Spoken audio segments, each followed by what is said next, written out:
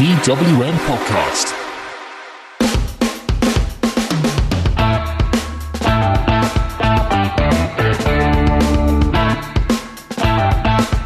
In life, you either roll gold or you roll with the punches. And when a man in the stable that we formed told me that he could not make it to host his own podcast, I had to step in. Ladies and gentlemen, my name is Joseph Kingsley, and welcome to the Cuck Chronicles, aka Raw Talk. Firstly, I'd like to say that we are part of the TWM network. TWM Wrestling podcasts every day, all up in your ears, like, you know, more than mist from a Japanese lady's mouth. We're on Spotify, Podbean, and YouTube, and on most other places you can get podcasts.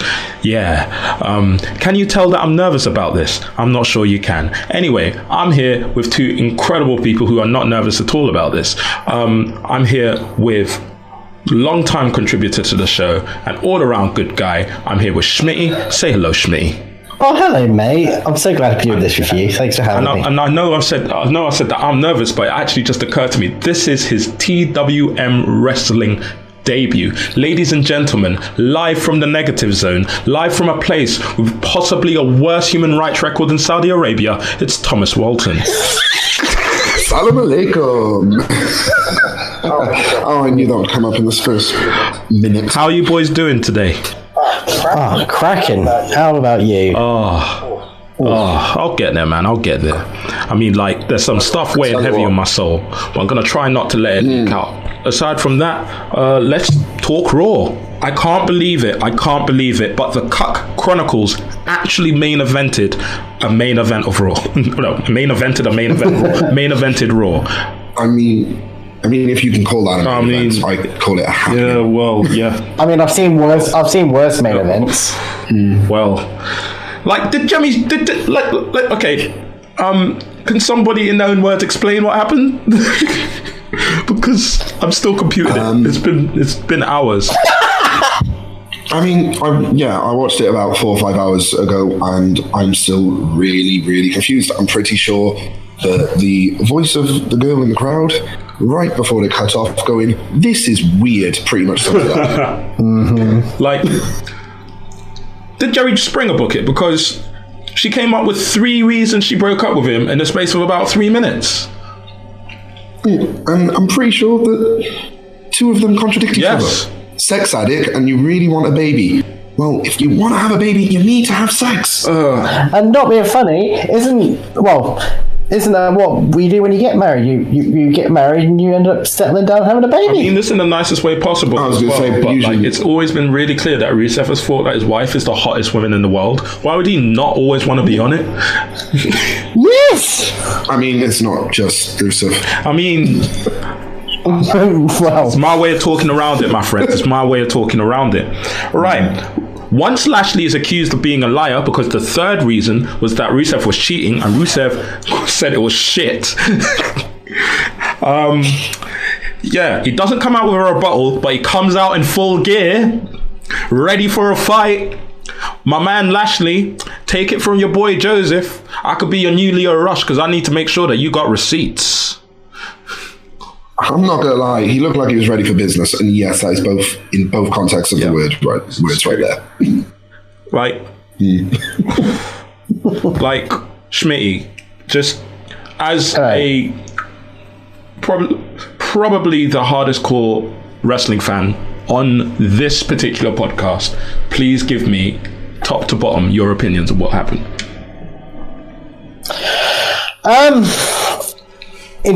In general, for the storyline, I'm still unbelievably lost and confused of why this is even a wrestling storyline. I'm just flabbergasted that the reasons what she's given for leaving Rusev, for cheating, well, technically cheating on him, is because he cheated on her first. Well, surely that would have come out a long time ago. The storyline makes no sense. It's disgusting, and it's making a mockery of their marriage in real life, which I'm disgusted for them. And quite frankly, I've had enough of it. I kind of can't wait for this to end. God's honest truth, I wish I knew what the payoff was going to be for this. And me and Tom were talking off pod of what it can be, and the only thing Tom could come up with is just leading up for this 5-on-5 tag match this week at Blood Duel. Blood Duel, yeah, that's fair. I reckon that those two are not going to even end up as a part of the result. They're going to brawl to the back. Well, yeah, you're not wrong. And Tom, do you want to point out the big thing which I didn't realise? You know what? I've completely blanked on that now. Lana can't be on the show. Oh, exactly, yeah. So it's all this fighting over a woman, and the woman can't even be in Saudi Arabia. Oh, that's incredible. The interesting thing about this is the Rusev Lana segment, according to Wrestle Features, and it was retweeted by Tom Colohue, shout out to both of them.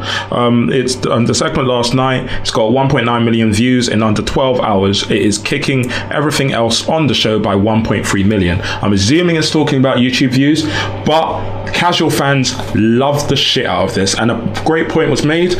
What do you remember any of the 5-star matches from the Attitude Era? No. Do you remember a beer truck? Yes. That's true, but I mean, come a year or two's time, are we going to remember this? It's just another happening in the long line of adultery of Lana. But it's true. Now you say that, you've got the potential for payback from Rusev to Lana and Bobby Lashley, which could be memorable. But what the payback would be, I don't know right now. It's really obvious. Rusev is just going to get with Lio Rush. Oh, damn. I mean, they do make a cute couple. Right. The last thing I want to say on this is that throughout Raw, Lawler was relishing doing this segment. Relishing it. You could hear it in his voice. He could not wait. Fire him into a volcano. Honestly, I've blanked that man out of commentary already. I unfortunately can't. All I can ever hear, I can blank his commentary, but I can never blank his screams that he does in every single match. Just his yeah, and once I hear one of them, I'm attuned to his voice for the rest of the show. It's really annoying. No, the things that get me are those little rubbish one-liners all the time. Fire him into a volcano. Mm-hmm. I don't even think it's Vince in his ear. I think Lawler's gone on his own with those now. Right. Next thing. Seth Rollins burns down Rowan's push. Yeah. See, it's one way I kind of hate that Rowan was put into this match. Okay? They did make him look strong, but having him screaming, "You're embarrassing me, you're embarrassing me, you're embarrassing me." Why? Because he's having a fight with you and he doesn't want to lose? Not being funny, I think everyone else? I think Rowan embarrassed himself for having spit on his beard during the match. Well, you know what? That's been an occupational hazard of Rowan's wrestling career from dot, to be honest. But they stole the finish from the empty arena match from whichever Super Bowl it was. Yeah. It's kind of sad that Seth Rollins don't know how to use a forklift, but Mankind does. Yeah, it is. These damn millennials. Me personally, I found this match really boring. There was a lot of running and gunning, just constantly roaming. Yeah, cool. They went to the concourse and wrestled up and down the stands, and it's look, a wrestler's close to me. That didn't happen on the show before. I do like it when they do that, but you're right. There was nothing new in terms of what they did. They just had a little bit of a brawl back, and then when they came back from commercial, they're back in the ring again. Yeah, like which I never get. I never get that. It's like, you've left the ring now. Why are you going back there? You can have this fight anywhere. Take him into the street. Take him onto the roof. Thank you. This man tried to hit someone else with a car, and he wants to stay in the ring. Mad. The last thing I want to say is about Jerry Lawler. He kept alluding to the fact that Bray Wyatt had asked Rowan to do this, when the entire point of Rowan's character right now is that he is finally standing on his own. Launch him into the sea. Yeah, but as we've discovered in the past, Lawler doesn't watch the product. He sees notes and just makes his own assumptions of what's going on. Launch him into the sea. Right. It's all in Paige's eyes. Watch where you're aiming next time. I mean, this time at least all the mist went on the face. That's all I need to say about that. Yeah. The aim was good this time. Yeah, none of the mist ended up on the mat. None of the mist ended up down Asuka's face. None of the mist ended up on a title belt. Good aim. Good aim. So sorry, everyone. Right, but I'm just happy. But the thing is, I called it as soon as she came out. Like, well, for this is Paige's return, which the commentary didn't even make any song and dance about it. It's just they were even talking over her entrance, and they went, "Oh yeah, look, Paige is back. Oh, brilliant! Oh, cheers." So I knew what was coming straight away, which is a shame. But there was no sort of build up for them turning on Paige. Like, they could have done a storyline of we didn't need you. I guess it's already been done. It's done. We've been done without her. You're right. Yeah. They were faced when she was there. To be honest, this segment should have been. She was faced when she was there. Then she went away to promote her movie, and they turned heel and got the championships without her. I guess it'd be really good to get a Japanese translation of their promo. It might have explained a little more. But I'm just glad that Paige is back. She's honestly able to take a bump or not. She's one of the best talkers in the WWE. Yeah, she knows how to engage the audience at the end of the day, which can't be said for many people. Yeah, like in the entire WWE. I think she's a better talker than the WWE champion right now, but let me not go into it. No, face or heel. Face or heel. We all know. I mean, there's a couple of ways that this could go, though, from the heel turn. I mean, they did mention about the tag title shot on NXT coming up. So maybe there's a big swerve coming up. Paige distracts someone on NXT. You never know. Perhaps. There's something that popped into my head. Perhaps. But again, like I said, not being able to take bumps. And one of the most unintentionally funny things I've ever seen is Asuka after the mist, just kind of like standing there. It seems we're at an impasse. If I hit you, I'm going to get hit with a lawsuit. Yeah, that's a good point. Well, I mean, she had the mist in the eyes, even if Asuka hit her. Paige wouldn't know. She didn't see it. What? The Arsene Wenger defense from Asuka in court. I did not see it. But there's nice continuity with Becky coming out, what with the two of them knowing each other since they were dancing to Faint by Linkin Park in literal...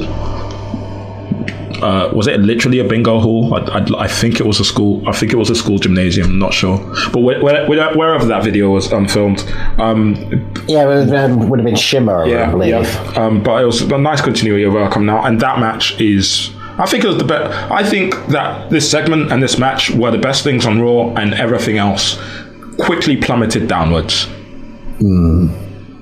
Yeah. I mean, I do have issue though with Becky getting the win.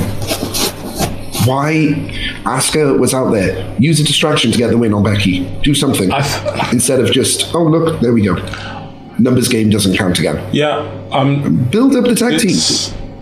It's a weird one, isn't it? Because I think they're building towards Asuka Becky again. But I think they'll drop the tag titles to someone in NXT first.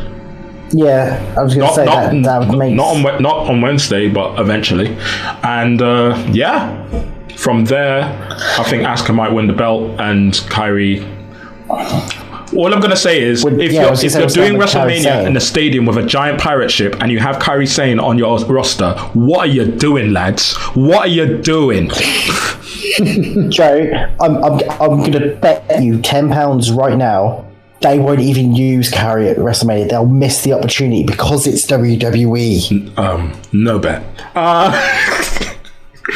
Right. I would take that bet, but I'm completely with you. Exactly. Like I said, no bet. But it's, like I said, I think they're setting up this Becky and Asuka match. So, like, the next big pay, do you reckon there'll be a match at the next big pay per view? Do you reckon they'll face off at Crown Jewel? Oh, ladies in Saudi. I'm not being funny. Give them a pre-show match before Crown Jewel at the Performance Center. Yeah. Oh, do you remember that Super Bowl match they did? Oh, that was lit. That was one of my favourite matches of last year. No, that was this year. Pre-show match. The pre-show warm-up for Crown Jewel apparently is going to be NXT UK. So yeah.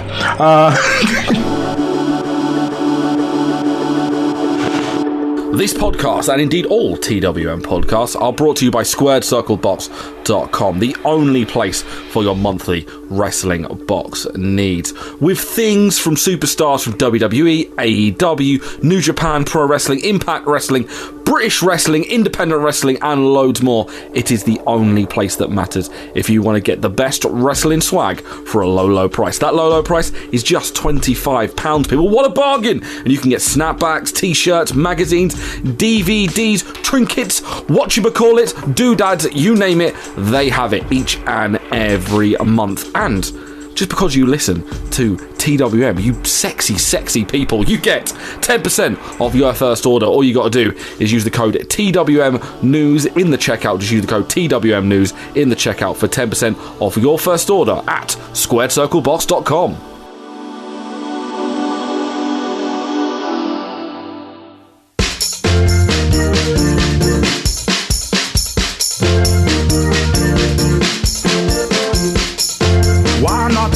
I said, why not spread the gospel of the TWM squad with some of our lovely merch over at Teespring?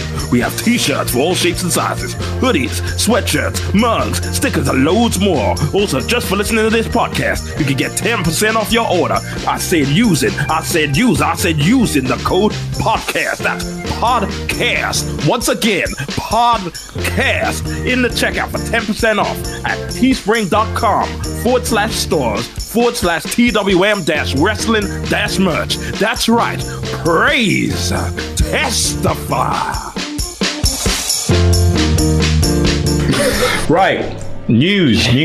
There was other stuff that happened on Raw. Those were just the three biggest stories as I saw them. First thing I'm going to mention, the Street Profits still want the smoke, and the crowd know it. They're over as fuck now. And they run it. Honestly, the loudest the crowd had been all night. And they run in to save Humberto Carrillo from Tuck Club. I've just decided that, they're all so old and grizzled and determined to show what veterans they are that I'm just going to refer to them like they're the old, bitter Yorkshiremen in the pub that they are. They're the Tuck Club from now on. I know the Tuck OC. Going down to the club. I'm going to the ring to show what to do, young lad. Going down to the ring. With good brothers. We're down to the ring with the club. I can't believe that they're pairing the most charismatic man in the Fed with the least. I take back everything I said about Cedric Alexander. I love Humberto Carrillo's ability in the ring. He's he's literally a Flippy Roderick Strong to me. The Iconics. No, he's. Sorry, carry on. So no, I was going to say, he is brilliant in the ring. So I'm glad he's getting literally, his cousin got all the charisma. It's actually really sad. It's a bit like my family, actually. Yes, there are people more charismatic than me in my family. Need to meet them. Want to meet them. The Iconics are back. Yay! They've dropped. Thank you guys. Thank you. That you guys didn't need to do that. It's really sweet. That was not even scripted. That was great. Thank you guys. Is this hot? So I've seen someone point out that Natalya keeps getting given different tag partners. At this point in time, Natalia's just there, which is such a travesty, really. Didn't he point out on Raw that she's had the most women's matches in the history of the company? I'm sure they said something like that on Raw. They did. They put her over. That makes her sound like an absolute huge deal. So I hope they're going to do something with that. However, they won't, because my prediction is that this Hart Flair alliance is going to end the same way as every Natalya feud. You used to be my friend, you bitch! Well, to be fair, it all depends if Natalya starts farting. No, it's lit. No, it's lit. No. Oh God, I forgot about that. But no, since the Ribbons Revolution, Evolution, whatever you want to call it, that's basically the sum of Natalya's feuds. It's either her turning on someone and her going, "You used to be my friend, but now you're a bitch," or someone turning on her and going, "You used to be my friend, you bitch." It's really funny. I mean, didn't they point out on the show that Evolution or whatever was actually a year ago today or yesterday? Imagine that. Imagine that. Evolution, which I just for one night, Evolution was not a mystery, and it was truly one of the greatest things that the WWE had ever done. And all they needed to do. It was one of the best pay-per-views of last year, and the fact they don't want to give the women another chance, but yeah, what do we know? We only pay their salaries with just going on topic with that just for a second. I was just pleasantly surprised at how it was a 7-match card, and yet every match I was invested in. Whereas I'd spent many years not even being invested in one women's match that was on the card, and yet the whole card was just cracking. And I just wish they would do it again, because they really pushed the women's division for that good 6 months beforehand. It needs to be an annual event at the end of the day. Yeah, that should be. It's a PR home run, but as we've seen this week, the WWE aren't about those. Speaking of PR home runs, Ricochet wins via DQ after a man caught saying nigger on camera attacks him, as another man who said nigger on camera looks on, acting like he's despairing.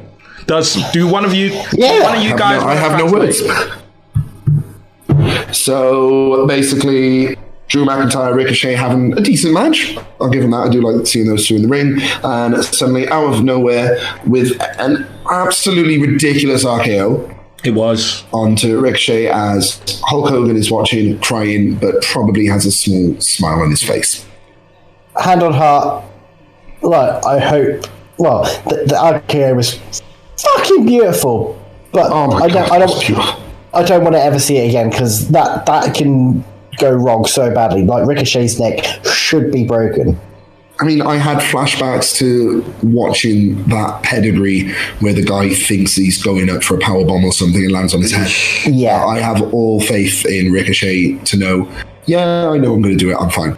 I mean, to be honest, there were a couple of moves in that match as well, which I absolutely loved. I think the bit that popped me was Drew McIntyre in the Tree of Woe, is just there, and he goes, just literally bends up and throws Ricochet off, and I'm just like, that's a common spot. He's done it with bigger people. Common spot he does. He's done it with bigger people. Yeah, it's just something I love seeing, because it's like, yes, just because your legs are tied up doesn't stop your upper body. And you know what? I'm just going to end this segment by saying apparently Hulk Hogan was in a car crash, and I'd just like to wish the pilot all the best for trying. Plane crash. Yeah. Did I say train crash? I meant plane crash. Yeah. Okay. You guys are gonna have to help me out, because I did not correct my notes. Sin Cara brings back up against Andrade in the form of, is it Catalina? I'm just going back to double check when we were talking about it. Yes, we were. And I forgot to add it to my notes. Here it is. Catalina Garcia. Wait, I am from NXT. I am somewhat accurate. She neutralizes Zelina Vega. I honestly, I have to say, I love Andrade, but I did not care for this match whatsoever. Yep, same. Shame. Yeah. It just happened. Just filler. Again, it was just filler, just because, you've got Crown Jewel on the way, and it's like, okay, we need to get some people on the card. You know what? It's good continuity, though. I appreciated Sin Cara not coming alone. I appreciated him finding his own mini Cara. And I appreciated the fact that... Mini Cara. Sin Cara et. And I appreciate the fact that they demonstrate that even if Zelina isn't cheating, he is. Charlotte's pappy comes away with the win, baby. Oh, wait 1 minute. Why didn't they call her Sin Catalina? It was there. Tallyman Cataline. I probably shouldn't do that. I've heard what gasoline is about. Apparently, I read. Oh no, let's not start that train again. Jesus, let's not do that. And the last point that I have that is a notable news because Buddy Murphy squashed our truth as part of the 24/7 Championship stuff, but no one needs to know about that. Aleister Black wants to pick a fight with someone, considering that he mistook Andrade and Zelina as a couple earlier in the show. Hopefully it's Lawler. Hopefully. We can only wish. Oh no, I was going to say something really harsh, right? I was going to say how many times could Lawler basically die on WWE TV? I mean, he did it once in real life. He did it once with Bray Wyatt a couple of weeks ago. Oh, that took a turn. It really did. It really did. And you know what? I think I'm going to cut you off. I'm going to cut you off right there. That's it. Don't sit in the naughty corner. All right, lads. That was, for the most part, Raw. I think I covered everything. Like I said, it's my first time doing one of the big shows, hosting one of the big shows. But here's something that I'm going to start doing from every time that I host a full show. That's right. It's time for any other business. We're going to start with the debutante. Tom, do you have any other business? Off the top of my head, I want to know why are tag team champions still doing squash matches? That is a really good point. Because what is the War Machine just were there and did what they've done for the whole time they've been on the roster, put them against 2 weak guys. I mean, they're champions now. Show them be dominant. Give them a Zack Ryder team. They have. Give them. They did beat Epico and bring Epico and Primo back from the abyss. Epico and Primo. Oh, Josh Bannister just popped on his stay-at-home honeymoon, and he has no idea why. Schmidtee, do you have any other business? For me, it's more of a case of who's now running these shows, like. Not in kayfabe terms, as in, like, we don't have a higher power anymore. We don't have a GM. So who's booking any match right now? I think it's really refreshing that we don't. I think it's a little bit of Stockholm syndrome that you're asking why. but in my mind, as a fan, I always want that ties the show together. I need to know why the tag team champions are against these two jobbers that we don't know who they are. Like, what? So are you saying that you miss 20-minute promos from the game? Not even that. No. Give me Jack Tunney back. I just want a figurehead that could be booking these matches. Just have someone like Regal. Only does what he needs to do. Exactly. Regal is perfect for NXT. I want a match. All right, you can have a match. That's it. That's all we need. We just need someone who is backstage, who is give it to Paige for fuck's sake. She was great on SmackDown. She doesn't even need to come out and do promos. She just needs to be running the show. That's a good shout for where she could go. Because the Kabuki Warriors theoretically are signed to Raw. Yeah, and she can book him in all sorts of feuds as payback. Yeah. Natalia, you used to be my friend, anyway. I guess it falls to me, and it's really, really awkward, but my point is really simple. Tom, say I punched you in the face. Yes. Sorry? I just punched you in the face. Full malice. Yeah? Yeah. Like, let's assume that I am okay at punching people in the face. Would it hurt? I mean, yes, I'd probably end up on the floor. Okay. Schmidtee. Hello.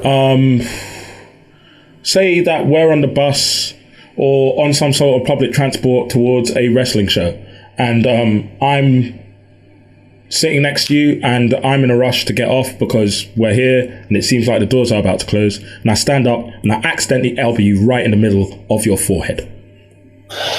I mean, yeah, I think it would. Would you say something? I'd probably say ow.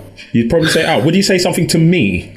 Probably not, to be honest, no. Say you were to say something to me, like, mate, watch where your hand is. Mate, you just elbowed me in the forehead.